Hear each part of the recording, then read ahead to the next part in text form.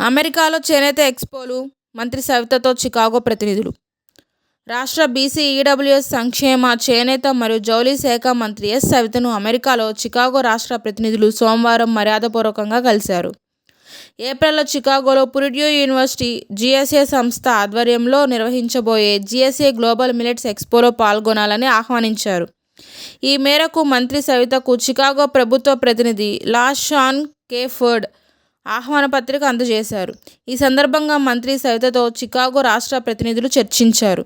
అమెరికాలో చేనేత వస్త్రాలకు మార్కెటింగ్ అవకాశాలు కల్పించడంపై తమ వంతు సాయం అందిస్తామన్నారు. ఇందుకోసం పలు రాష్ట్రాల్లో చేనేత ఎక్స్పోలు నిర్వహిస్తామన్నారు.